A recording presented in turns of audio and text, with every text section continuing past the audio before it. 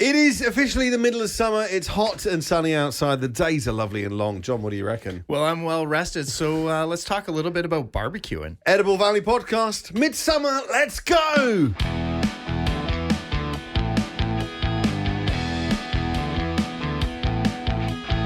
Welcome to the Edible Valley Podcast. We want to invite you as we embark on a culinary journey through the heart of Vancouver Island. From the fertile fields To the pristine waters of the Pacific Ocean. we'll explore the stories behind the food that nourishes us. Tune in to each episode as we deep dive into the flavors, the traditions, and the innovations that make this a true paradise. Now, please join us as we explore our Edible Valley. Well, it is so good to be back, even though the podcast has been plodding along handsomely, as I hear. John writing to me on a regular basis going, downloads! We're getting so many downloads. So massive appreciation from our heart to yours. Thank you if you have downloaded this in the last few weeks or ever. But we are back in the studio at 98.9 Jet FM, the Comox Valley's best rock. I'm back. I never really left, but you did. You've been in Porto Alberni. I've been in Port Alberni, living up the good life there. Yeah, no, I'm just finishing up the end of my class right now. So we literally have 4 weeks left in class, and the students are getting ready for their practical exams. So they've got 5 dishes that they have 4 hours to do for me. And then I'm going to critique them on how they do, and it's a pass or fail. And so I think I'm feeling really good about my students. I think they're going to do great. So It should be a game show. Actually, I can it just imagine Gordon Ramsay. This is crap. So today we're going to talk about barbecues. I mean, what a fitting. I can't actually believe we haven't spoken about barbecues already, but we're gonna cover it all. We're gonna give you a complete guide, the things to avoid, the ways of doing it, all the different cooking methods. As usual, I am bringing next to nothing. Oh, come well. In terms of knowledge. I always have one little tidbit that's barely relevant. I'm just going to tell you that right now. There's a bloody mouse that keeps on getting into my barbecue and treating it like a bed/toilet. Right. And no. every time I go and open it up, there's a little dropping there. And it's a little cute little guy. But I clean it, I sanitize it, I heat it for 45 minutes at 700 degrees Fahrenheit, and it still chooses to go back up there. What on earth is going on? You know what? You probably just got some good food going on in there, Probably. right? Yeah. Some good drippings, Yeah. maybe some nice ribs or some steaks going on. A lot. I've been doing the smash burgers. I've got one of those smash patty press things. Oh, unbelievably delicious. I got you.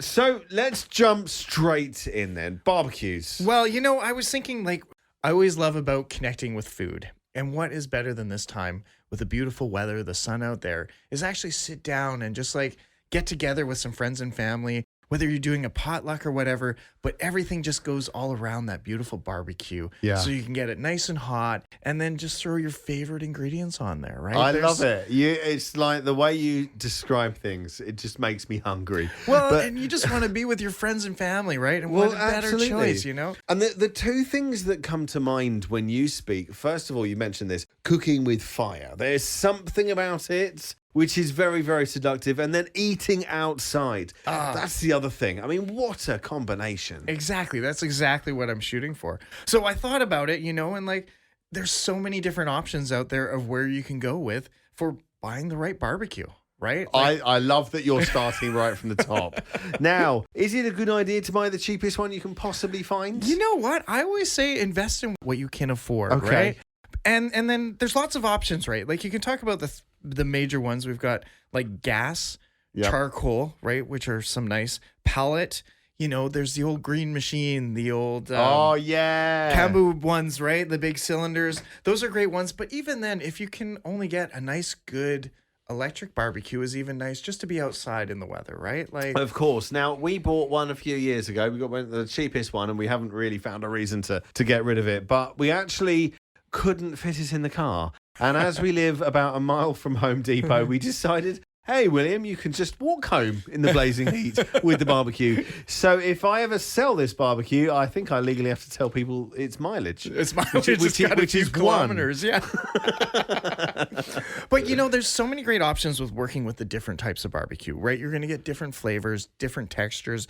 It's different temperatures, whether you're working with something like a nice gas, which is controlled, to something that's like a charcoal, right? Which is going to add those extra flavors. And if you want to get into smoking, throwing some wood on the barbecue and just letting the barbecue work in the right way for you. And you're right. And we've now got all these kind of adjacent, you could say loosely, barbecues, outdoor cookers, such as pizza ovens. I mean, we'll talk about that another time. Oh, man. But it adds another level, doesn't it? I just have a love for pizza ovens, the old firewood ovens, like just an incredible. Just the original ones. Just the original, like the classic way. Nice, thin, Italian-style crust in there for just 45 seconds. Yeah. Bring it out. Little bits of it are burnt. But perfect. Amazing. Just that leopard skin on it. Yeah. Well, I love we it. must do pizza ovens on the next one. Yes. They're very popular household items now. You're going to find them just about anywhere. I'm sure you've seen that. So we will do a show on that. Let's put a note. But back to barbecues. What kind of angle do you want to take this? Because I really like the way you're talking about different flavors coming in, judging by how you cook it. I think that's really cool. Yeah, well, and this is my thing. It's like a frying pan, I think, having a good heavy-duty grill is always going to help you out, right? Yeah. Because it's about controlling heat. So if you have something that's thin and light, when the meat hits it, you're going to lose that heat instantly, right? Right. So having a nice heavy-duty grill, I think, is always going to help you. And I think part of making good barbecuing, no matter what you're doing, is doing good preparation before you get there. Right. Yeah, that's so important. You chuck something on the barbecue, you got seconds. I make smash burgers. Short amount of time on either side. Chuck the smash burger on. Oh, bloody hell, where's the spatula?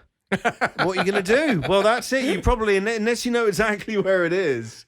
Big problem. You're in problems. So it's really setting up your barbecue and prepping yourself for success, right? Yeah. So making sure you have your food ready to go. But when actually getting out to the barbecue, make sure the grill is clean, getting it nice and warm, spending the time to get the oven heated up and get it nice and warm get it ready. Before you start throwing food in. Because as soon as you start, you want to get that nice charcoal flavor to it, So keeping that temperature up. I always like to do having a nice paper towel with a little bit of oil just to be able to season the grills before I start going, right? Just that way, just a light brushing of oil is just going to help from your product sticking there a little bit. All those little differences. Yeah. Yeah, they'll come through. And as you said, making sure you have all your tools organized before you get out there.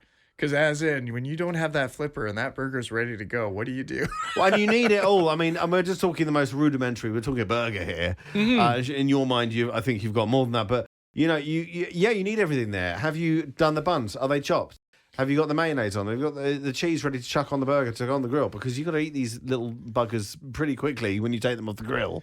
Have you got it all there? And most of the time when you're doing barbecuing at home and that stuff, it's quick stuff. Yeah. It's not like you're setting up to do a roast for a long time. Yeah. Not that I'm saying don't do that, because I think that's incredible for taking doing brisket on there. Like, hello. Oh, Slow cooking for a long time. But when we're talking about doing grilled vegetables or cooking some fish on there, all of those things are pretty quick cooking things. So being prepared, ready to go, and setting yourself up for success, right? Can I give you a quick brisket tip? Oh, yeah. If you need brisket fast in the Comox Valley, Old Farm Market, they do a completely cooked brisket, and they'll cut it for you. So I think it's like $5 for 100 grams or something like that. I always double that, and then I make my own sandwich. You get a ton of meat, but it is so delicious. It's not that expensive, and you don't have to do anything other than eat the stuff. It is really good. Exactly. And their brisket sandwich is next level as well, actually. Yeah.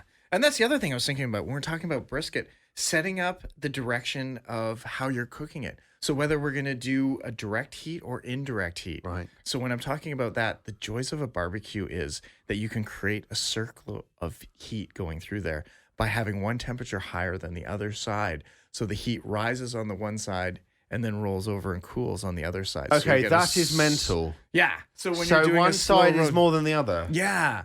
So you can have a really hot one side, and that you can get that convection happening within the barbecue itself, which is going to just I have never heard of that. Create that nice crust. It's going to make sure that you don't overcook it. That time when you're over the high heat right there and it's starting to brown and burn too much? Turn off the other side, move it to the other side, keep the lid closed, and that heat's going to keep circulating around there and keeping it warming up. So Wow. making those plans when you're going to go. So when you're doing a nice burger or you're frying something, searing something quick, you know, a nice steak on there, you're going to do the one side.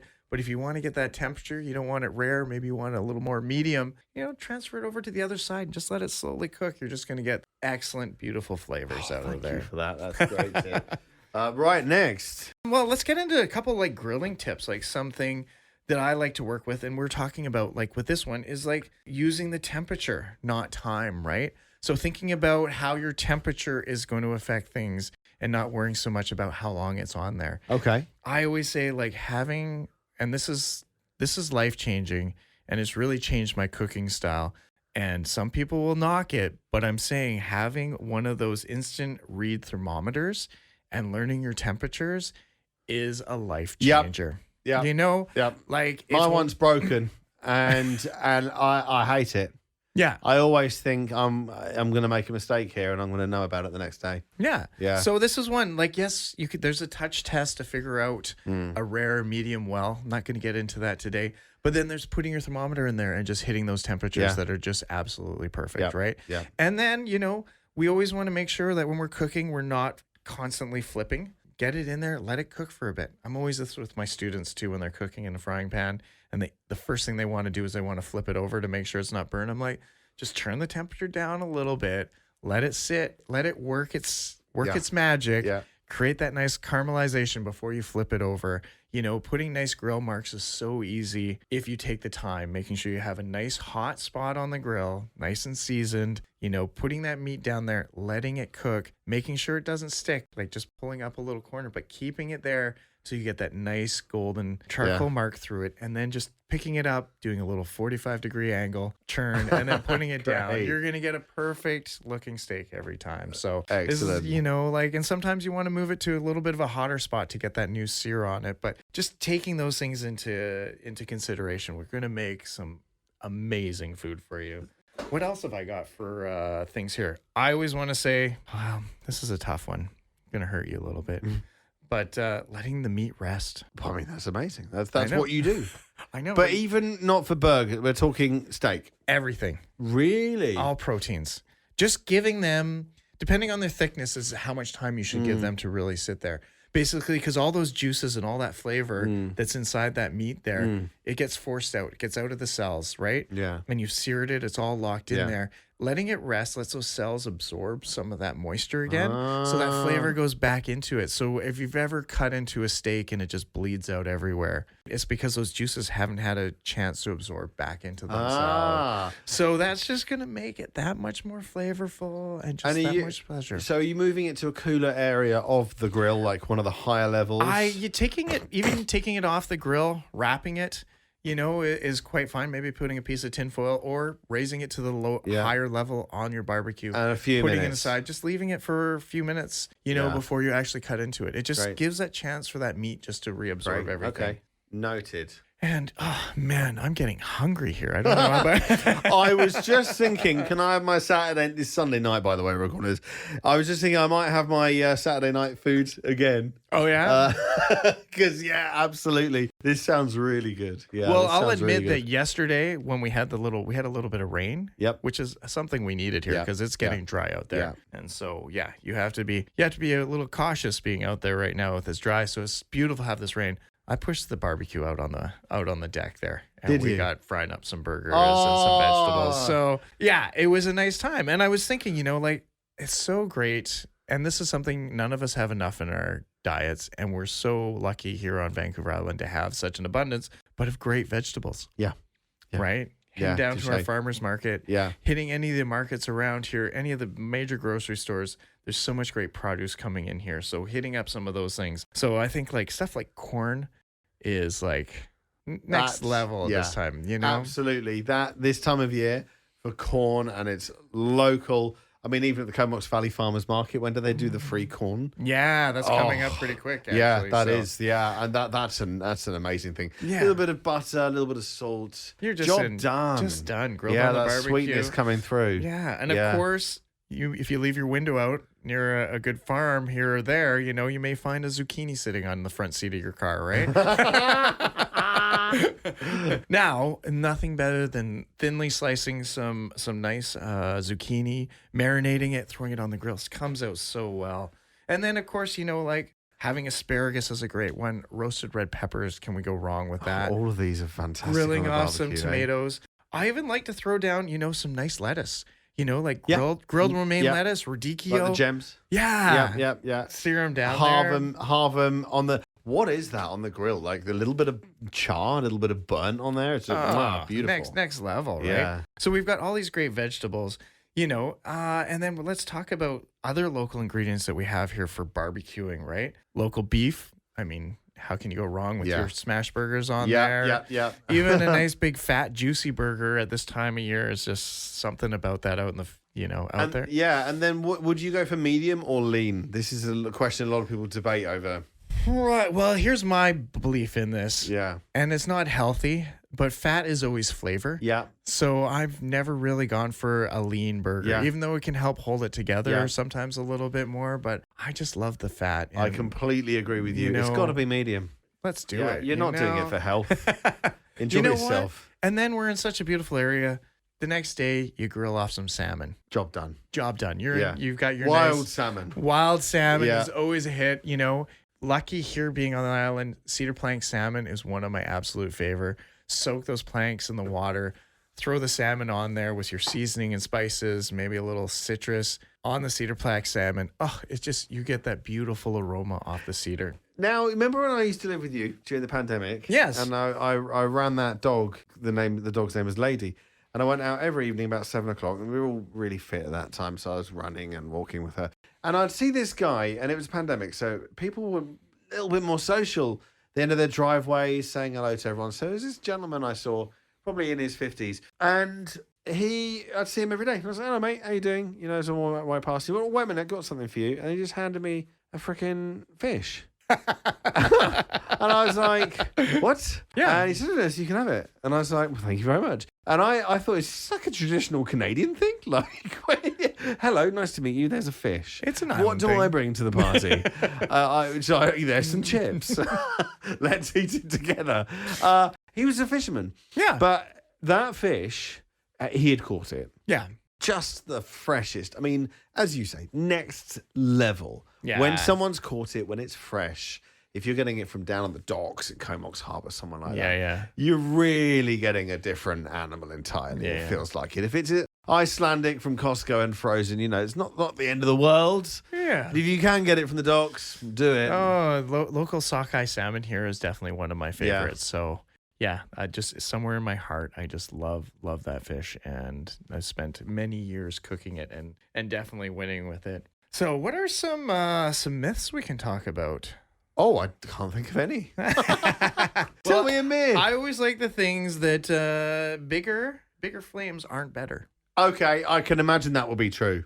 Right? Actually, I find the bigger the flame doesn't always mean better, right? You get a little bit of charcoal, you get that bitter flavor from burnt oil or something like that. And from back in our Atlas Cafe days, every now and then you'd see like the biggest flame in the world coming from one of the grills, and you'd always hear like you being like, "You twats, turn it down."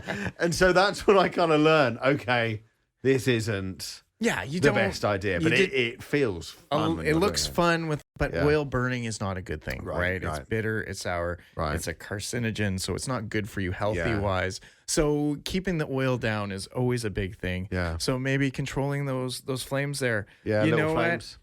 Grill marks don't mean it's cooked. Right. So that's why I'm saying bring that thermometer with you, especially if you're grilling chicken on there or something like that. Get into that thickest point. The internal temperature. Internal temperature, especially on chicken, we want to be at 74 degrees Celsius. That way it's cooked. Everything is safe after that point. Now, can we have that in Fahrenheit? Because I need to know these things. Is that 165? Yeah. Okay. When I moved here, I converted to the modern Canadian system of imperial. Yeah. And 65. Yeah. Beef 165 as well. Yeah. Is that right? Well, we can play around with beef because we can go down in temperatures and that. So, but if I spend all my time doing Celsius now because I'm trying to be Canadian and get with it. Yeah. So. I've just converted, mate. Don't make me go back again, okay? Okay. All right. That's good. Technique matters, man. Like, take your time with the meat. Don't go crazy with it. Let those flavors come out and just have a good time with it. I love it. It's all about getting out there. So, yeah, how are we doing for time? We're there, mate. We're already at 20 minutes. How did that happen? But I've got to say, I think pound for pound, there has not been a podcast we've done that has made me, including the one we did about bacon, that has made me more hungry than this one. Wow. Oh, it's good. Yeah. Good news. It's the primal thing, isn't it? You cannot have a barbecue for 8, 9, 10 months and then you're just like, oh my God, I need to have a barbecue. Yes. What is that? Because no one cooks everything on their barbecue. Oh, exactly. Unless you're at the beach or, whatever. So it's one of those things. And this is your moment. This is the time, if it is July when you're listening to this. Anyway, so I think that's our challenge for everyone out there is to go out there and do some barbecuing. Yeah. We'd love to hear some of the things you're doing and where you're doing your barbecuing. Absolutely. Definitely. We'd love to share that on our next episode. And any questions at all, shoot them in our direction. We will happily discuss it in the next episode. You are in Porto Alberni for the next 4 weeks. 4 weeks. So you're still putting out podcasts. Well, I'm a little slow on them, because I've been doing a couple. Yeah. I'm doing a teaching my PIDP right now. So just to get my certificate for teaching and stuff like that to make that all legit. You are so right to be doing that. So I got 1,000 things, and we got the Chefs Association going on, which is very strong. We got some big fun events coming with that. I know definitely on the island wise. We have the Food Day Canada. They're doing a long table, a harvest table down in the Cowichan Valley that I'm hoping to be a part of. That's going to be nice. In September. There's lots of stuff happening with Cook's Camp is coming up in September as well. Like, I'm getting ahead on this. Good friend Avi is doing another Vines and Tides at the 40 Knots coming up here. So that's going to be in September as well. So there's some really fun events coming out. Absolutely. And of course, we've had our longest days. The nights start to draw in. We've got a good few months of core summer ahead of us. But we do start to look at those burr months, those autumnal months, harvest time, where we really start to draw ourselves inwards to really reflect on our lives, on our food, with our family, and start to take stock as we head in towards the end part of 2026. I can hardly believe I'm saying it, but that is a really fun time of year. I know. I think it's time we get out of here and go do some barbecuing just for the two of us. All right. Well, thank you so much. Any questions at all, you know where we are. But for now, this is William Stringer with the podcast, with the Edible Valley podcast. I'm in the studio, so in my mind, I'm like, with 98.9 Jet FM, the Campbell's Valley's best rock. But thank you for joining us. I'm Chef Jonathan Frazier, and don't forget to explore your own Edible Valley.